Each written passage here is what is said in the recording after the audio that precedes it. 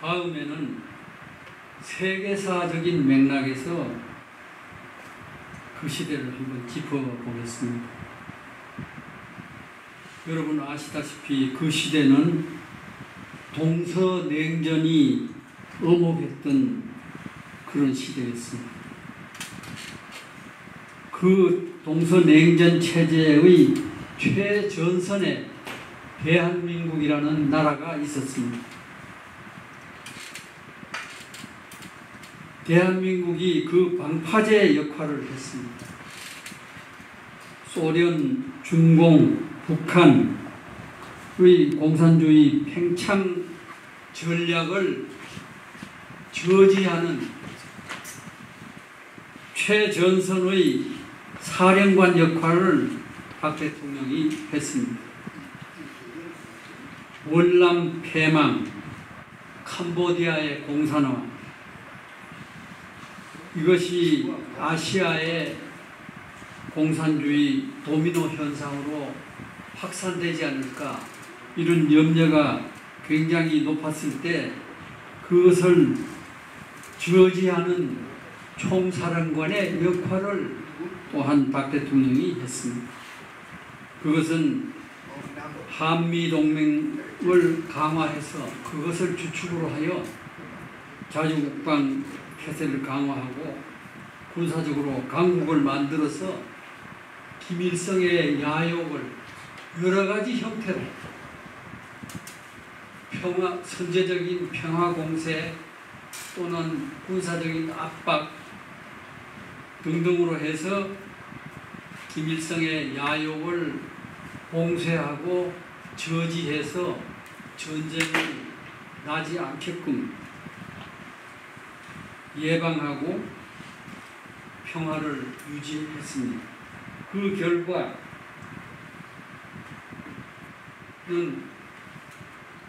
동양의 평화가 이루어졌고 나아가 세계 평화에 기여하게 된 것입니다.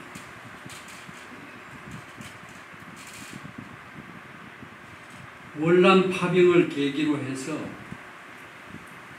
군사적으로 우리나라 장병 38만 명이 파월 주둔해서 실전 경험을 했습니다. 그리하여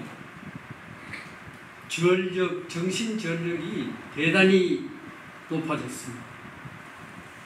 그리고 그에 따라서 10억 불의 군사 원조를 파병 대가로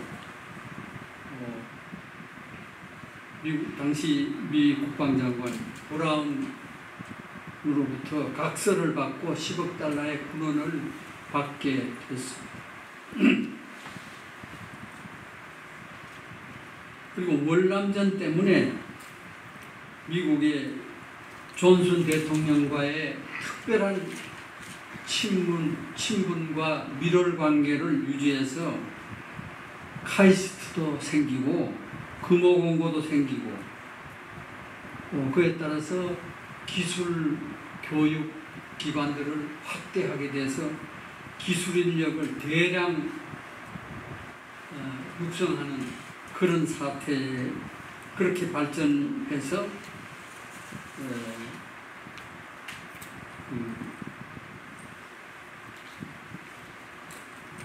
중하고급 인력에 소요되는 인력을 충분히 차질 없이 뒷받침할 수 있었습니다.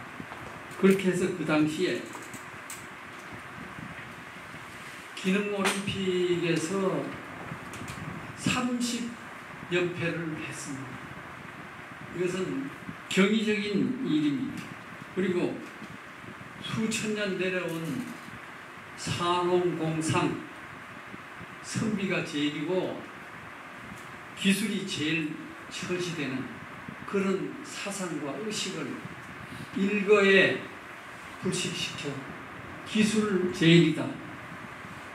국민 1인당 기술 한 가지씩 갖자. 소위 1인 1기의 시대, 기술 제일의 시대를 그때 열었습니다. 이것도 역사적으로 획기적인 일입니다. 그 당시에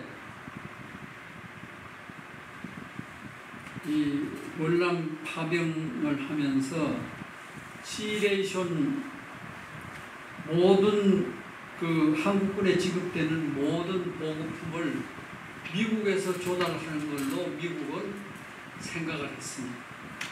그런데 박 대통령이 강력하게 반발했습니다. 우리 장병들이 먹는 것은 우리 입맛에 맞게 만들어야 된다. 그렇게 해서 만들어진 것이 우리식 시레이션입니다. 그 속에 김치와 고추장이 들어있었습니다. 그리고 그 초기, 기술이 없던 초기가 돼서 김치가 나중에 시레이션 안에서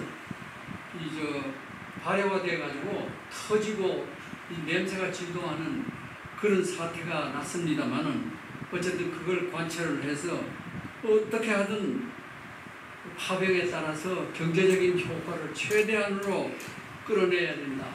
그래서 그렇게 했던 것입니다. 그리고 우리나라 전자공업 발전에도 기여했습니다.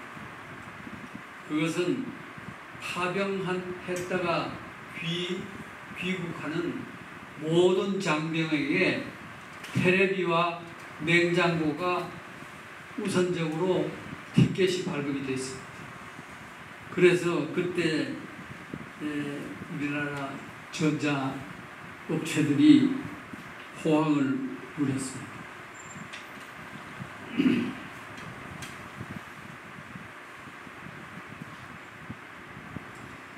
그리고 또 하나 중요한 것은 미국 주도하에 그 당시에 세계 경제의 흐름, 무역의 흐름, 이것은 지금도 마찬가지입니다만 지금은 미국하고 중국이 세계 무역의 흐름을 놓고 중국이 1대1로 우리도 질 수 없다.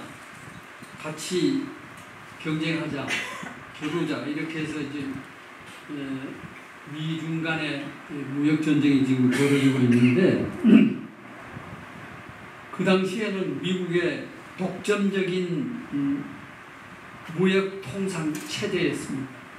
그것이 브레튼 우드 체제라고 하는데 거기에 우리가 편승하게 되어서 경제 발전이 촉진이 됐고 또 우리가 무역 국가화, 국제화, 세계화 돼서 거의 중심 국가로 들어가는 빠른 길을 우리가 갈 수가 있었습니다.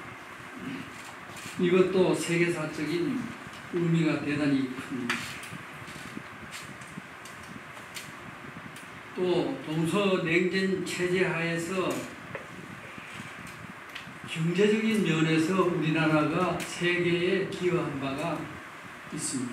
이것은 체제 경쟁, 공산주의 체제냐 자유민주주의 시장경제 체제냐 어느 쪽이 국민을 더 잘 살게 하고 경제발전을 더 빠르게 할 수 있느냐 그 세계적인 경쟁 체제에서 대한민국이 북한을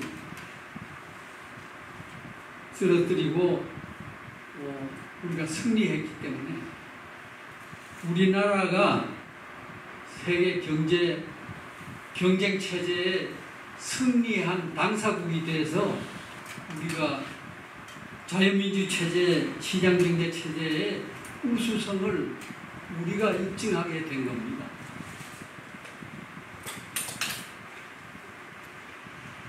그렇게 해서 박정희 시대에 대한민국의 발전 전략이 후발 개발도상국이나 중국을 포함한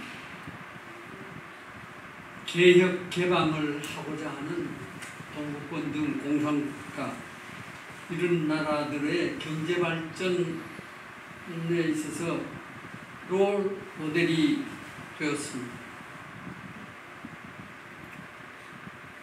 등소평이 집권하고 박정희의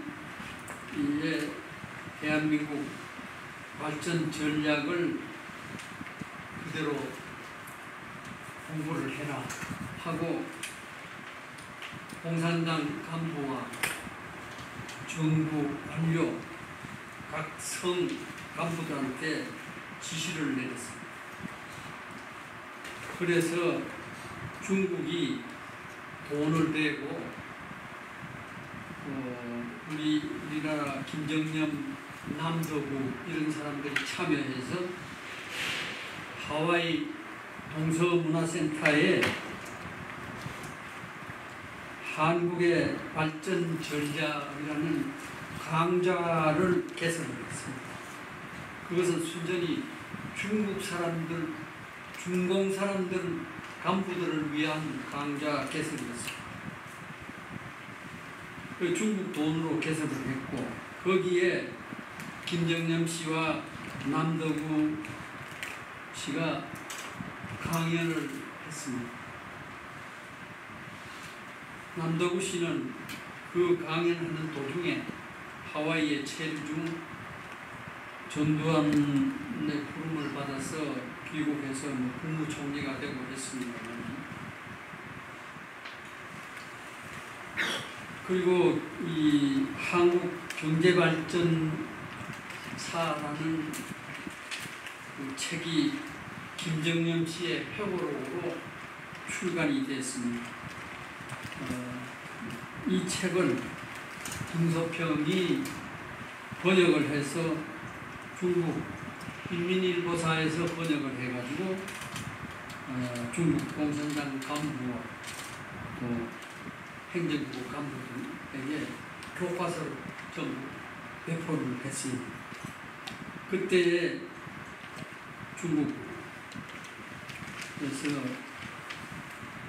저작권에 따른 인쇄를 김정념 씨한테 제의를 했습니다. 그런데 김정념 씨가 양국의 우호 관계를 위해서 사양을 하겠다 이렇게 해서 인쇄는 받지 않고 그 책이 지금도 유효하게 쓰이고 있습니다. 그리고 세계은행에서 그 김정념 씨의 그 회고록을 대한민국의 발전 전략이라는 책을 번역을 해가지고 세계 각국의 후진국, 개발도상국을 지향하는 경제발전을 지향하는 후진국의 교과서로 전부 나누어 주었습니다. 이런 것이 세계사적인 의미가 대단히 크다고 저는 생각합니다.